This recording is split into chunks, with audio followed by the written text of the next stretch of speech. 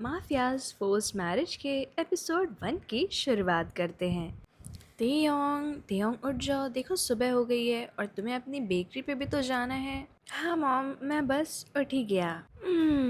इतनी ज़्यादा अच्छी नींद आई मुझे और आज कितनी ज़्यादा अच्छी सुबह हुई है। अब चलो बेटा तेयोंग, जल्दी जल्दी से तैयार हो जाओ क्योंकि तुम्हें अपनी बेकरी भी खोलनी है। ला ला ला ला ला। ओ वाओ, आज मैं ये प्यारी सी ब्लैक शर्ट पहन के जाऊंगा। तेयोंग, तुम तो इस ब्लैक शर्ट में बहुत ही हैंडसम लगोगे। उसके बाद तेयोंग अच्छे से तैयार हो जाते हैं। मॉम, मैं बस निकल रहा हूँ। अरे बेटा, कुछ खा के तो जाओ। नहीं मॉम, बेकरी खोलने में मैं थोड़ी सी भी देर नहीं करना चाहता क्योंकि आप जानती हैं ना कि मुझे बेकरी में कितना अच्छा लगता है। तो अब मैं चलता हूँ, आप अपना अच्छे से ध्यान रखिएगा और कुछ भी हो तो मुझे तुरंत कॉल करिएगा। हाँ बेटा, तुम्हें मेरी फिक्र करने की कोई ज़रूरत नहीं है, मैं यहाँ पे बिल्कुल ठीक हूँ और अगर कुछ हुआ भी तो मैं तुम्हें ज़रूर कॉल करके बता दूंगी। और ज़रा रुकना, मैंने तुम्हारे लिए सैंडविच बनाई है, कम से कम वो तुम ऐसे ही हाथ में लेके जाओ और खाते हुए जाना। ठीक है मॉम, अब आपके आगे कौन ही क्या बोल सकता है। लाइए, मुझे सैंडविच दे दीजिए। और ऐसे ही सैंडविच लेकर खुशी खुशी तेयोंग अपने घर से निकलते हैं। ओह वाह तेयोंग, ये सैंडविच तो मुझे मार ही डालेगी, इतना ज़्यादा अच्छा स्वाद। मेरा मन कर रहा है बस मॉम के हाथों को चूम लूँ। चलो चलो, अब मेरा पेट तो भर गया, अब मैं अपने कस्टमर्स को अच्छे से ट्रीट करूँगा।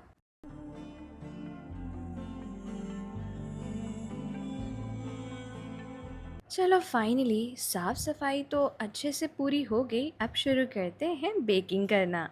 तो सबसे पहले आपके शेफ किम तयोंग बनाएंगे एक प्यारा सा स्ट्रॉबेरी केक। इसके बाद तयोंग ऐसे ही बेकिंग कर रहे होते हैं और अपनी सारी चीज़ों को अच्छे से लगा देते हैं। तब तक उनकी बेकरी खोलने का भी टाइम आ जाता है और उनकी बेकरी में कस्टमर्स आने शुरू हो जाते हैं। हमारी बेकरी में आपका बहुत बहुत स्वागत है। तो आप क्या खाना चाहेंगी आज? ऐसे ही तेयोंग अपने सारे कस्टमर्स को बहुत ही ज़्यादा अच्छे से अटेंड कर रहे होते हैं। ओफो, आज तो बहुत ही ज़्यादा काम हो गया, मैं तो बहुत ज़्यादा थक गया। लेकिन मैं उतना ही ज़्यादा खुश भी हूँ कि मैं अपने पैरों पे खड़ा हूँ और मैं वही काम कर रहा हूँ जो मुझे बचपन से करना था। तो चलो तेयोंग, अब अपने घर चलते हैं, अपनी प्यारी सी मॉम के पास, और उनके पास रह के थोड़ा सा बातचीत करके फिर मुझे रेस्ट भी तो करना है। उसके साथ साथ मुझे ये भी तो सोचना है कि कल मैं कौन से डिश या फिर कौन सा डेजर्ट स्पेशल रखूँगा। ऐसा सोचते हुए तेयोंग अपनी बेकरी बंद करते हैं और वहाँ से जा रहे होते हैं। लेकिन उन्हें नहीं पता था कि उनके ऊपर किसी इंसान ने बहुत ही देर से नजरें गड़ा रखी हैं। तेयोंग घर पहुंचते ही अपनी मॉम को गले लगा लेते हैं। ओ मॉम, मैंने कितना ज़्यादा मिस किया। अरे तियोंग, मुझे तो लगता ही नहीं है कि तुम इतने बड़े भी हो गए हो, तुम अभी भी उतने छोटे से ही बच्चे हो। उसके बाद उनकी मॉम थोड़ा सा सीरियस हो जाती हैं। मॉम, क्या हो गया? आपको कोई प्रॉब्लम हुई क्या? मैंने आपसे कहा था ना कि आप मुझे फ़ोन करिएगा अगर आपको कोई भी दिक्कत हो तो। तेयोंग, मुझे तुमसे कुछ बात करनी है, लेकिन तुम मुझसे वादा करो कि तुम नाराज़ नहीं होगे। मॉम, क्या मैं आज तक आपकी किसी भी बात पे नाराज़ हुआ हूँ जो आज होऊंगा?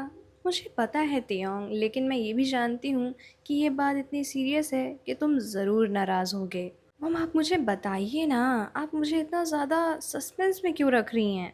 तेयोंग, तुम्हारे डैड ने तुम्हारे लिए एक रिश्ता ले आया है और वो चाहते हैं कि तुम उनसे शादी करो। मॉम, आप जानती हैं ना कि मैं अभी शादी नहीं करना चाहता हूँ। मैंने अभी अभी अपनी बेकरी खोली है और आप मानिए, मैं वो बेकरी बहुत अच्छे से चला रहा हूँ और सच में मुझे प्रॉफिट होगा। मुझे ये बात अच्छे से पता है कि मैंने आप लोगों से जितना टाइम मांगा था उतने में मैं सिर्फ़ और सिर्फ अपनी बेकरी खोलकर थोड़ा सा उसे इस्टेब्लिश कर पाया हूँ। लेकिन अगर आप लोग मुझ पे वैसे ही भरोसा करके थोड़ा सा और टाइम दे दें तो मैं बहुत ही ज़्यादा सक्सेसफुल हो जाऊँगा। तेयोंग बेटा, मैं जानती हूँ कि तुम बहुत ही ज़्यादा हार्ड वर्किंग हो और तुम जल्दी ही कुछ ना कुछ बड़ा कर लोगे। लेकिन ये चीज़ मेरे हाथ में नहीं है क्योंकि तुम्हारे डैड ने तुम्हारी शादी ऑलरेडी तय कर दी है और उन्होंने ऐसा भी कहा है कि वो तुम्हारी कोई भी बात नहीं सुनेंगे, तुम्हें ये शादी करनी ही पड़ेगी। मॉम ये क्या बात होती है, मैं खुद ही डैड से बात कर लेता हूँ। ऐसा कहकर तियोंग वहाँ से गुस्से में उठते हैं और अपने डैड के रूम की तरफ जा रहे होते हैं। डैड, ये मैं क्या सुन रहा हूँ? मैंने आपसे कहा था ना कि मुझे थोड़ा सा और टाइम दे दीजिए। मेरी बेकरी चल चुकी है और थोड़े टाइम में मुझे उससे प्रॉफिट मिलने लगेगा। तो आप ऐसा क्यों कर रहे हैं? आप मेरी शादी तय कर चुके हैं, वो भी बिना मुझसे पूछे। आई थिंक मैं तुम्हारा डैड हूँ तेयोंग, और मैं तुम्हारे लिए जो चूज़ करूँगा वो सही ही होगा। तुम्हें मैंने टाइम दे दिया था, तुम्हारी बेकरी चल नहीं पाई तो इसमें तुम्हारी गलती है, मेरी नहीं। और अब मैं तुम्हारी शादी तय कर रहा हूँ और वो बहुत ही ज़्यादा अच्छा घर है। वो लोग बहुत बड़े लोग हैं और काफ़ी ज़्यादा पैसे वाले भी। तो मुझे दोबारा इस बारे में कोई बात नहीं करनी है। डैड, मैं जानता हूँ कि आप ये सब क्यों कर रहे हैं। आप अपना वो माफिया बिजनेस आगे बढ़ाना चाहते हैं, इसीलिए जिन लोगों के पास इतने सारे पैसे हैं आप उनसे अपना रिश्ता कर रहे हैं। आप एक तरह से मुझे एक इंसान नहीं, सामान की तरह यूज़ कर रहे हैं, जिसके बदले में आपको इतने सारे पैसे मिलेंगे। मैं सोच भी नहीं सकता था कि मेरे डैड इतने बुरे होंगे। और ऐसा कहते हुए वो बहुत ही गुस्से में वहाँ से चले जाते हैं और अपने आप को अपने रूम में लॉक कर लेते हैं। आखिर ये मेरे साथ हो क्या रहा है? आखिर जब मैंने अपने डैड से अपने लिए टाइम मांगा था तो उन्होंने मेरी शादी क्यों तय कर दी, और वो भी मुझसे बिना पूछे। मैं अभी शादी नहीं करना चाहता हूँ, ये मैं कैसे समझाऊँ इन लोगों को? ओह गॉड, अब मैं क्या करूँ? क्या मैं यहाँ से भाग जाऊँ? पर भागने के बाद भी मुझे कहीं ना कहीं तो जाना पड़ेगा, मेरे पास कोई जगह नहीं है। और उसके बाद मुझे अपनी बेकरी पे वापस भी तो आना रहेगा, और वहाँ पे भी ये लोग मुझे ज़रूर है कि वापस पकड़ लेंगे। आइडिया, मैं ऐसा भी तो कर सकता हूँ कि मैं डायरेक्ट उस इंसान से जाके बोल दूँ कि मुझे ये शादी नहीं करनी है, और अगर उससे शादी करनी है तो किसी और से कर ले। और जब वो डायरेक्ट ये सुनेगा कि मैं शादी नहीं करना चाहता हूँ तो मुझे नहीं लगता है कि कोई इतना ज़्यादा बेवकूफ़ होगा कि ज़बरदस्ती मुझसे शादी करे। हाँ, मैं ऐसा कर सकता हूँ। अब बस मुझे कुछ चीज़ें चाहिए, जैसे कि मैं अपने मॉम या फिर डैड से उस इंसान की आइडेंटिटी के बारे में पूछूं। उसके बाद तो मैं सब कुछ पता लगा ही लूँगा। उसके अलावा मुझे उसका कोई कांटेक्ट नंबर या फिर किसी तरह उसके घर ही पहुंचना होगा। अपने मन में पूरा प्लान बनाकर तेयोंग अपने रूम से बाहर निकलते हैं। तेयोंग, तुम ठीक हो ना बेटा? मैं जानती हूँ कि मैं तुम्हारे लिए कुछ नहीं कर पाई, लेकिन मैं ये ज़रूर कहूँगी कि तुम कुछ गलत कदम मत उठाना। मॉम, मैं ठीक हूँ। अब बस मुझे आप एक चीज़ बताइए कि आखिर जिससे मेरी शादी हो रही है वो है कौन? कम से कम मुझे उसके बारे में कुछ तो पता हो। बिल्कुल बेटा, मैं तुम्हें सब कुछ बताऊँगी।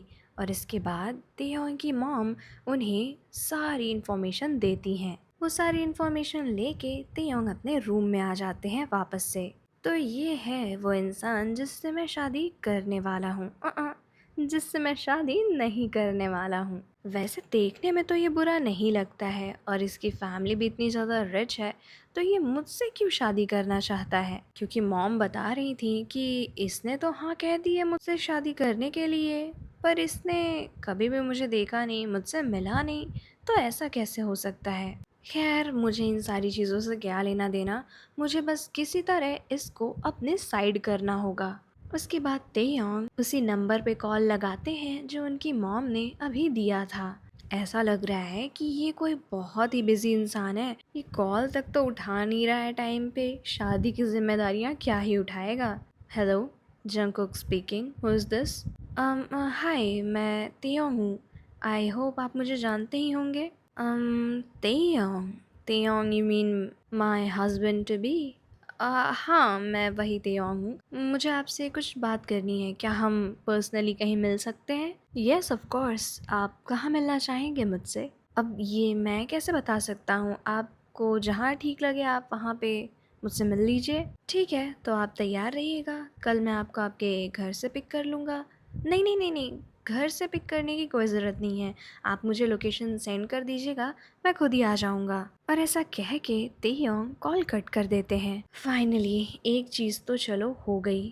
वैसे इसका नाम जंगकुक काफ़ी ज़्यादा सूट करता है इसके ऊपर, एकदम डार्क वाइब देता हुआ, माफिया काइंड ऑफ। और इसकी ऐसी भारी सी आवाज़, ओहो। लेकिन तेयोंग, तुम्हें खुद को रोकना होगा क्योंकि तुम्हारी शादी इससे नहीं होने वाली है। वैसे मैंने इस जंगकुक को देखा तो नहीं है, क्या मुझे मॉम से इसकी कोई फ़ोटो भी मांगनी चाहिए? तियोंग तियोंग, तुम फिर से भटक रहे हो। तुम्हें ये शादी तोड़नी है ना कि इससे शादी करनी है, ये याद रखो। पर मुझे एक चीज समझ में नहीं आई, वो है तो एक बिजनेसमैन, उसके पास तो कितने सारे तियोंग कॉल करते होंगे, तो उसे कैसे पता कि मैं कौन सा तियोंग हूँ? और दूसरी बात, वो मुझसे मिलने के लिए इतनी आसानी से तैयार हो कैसे गया?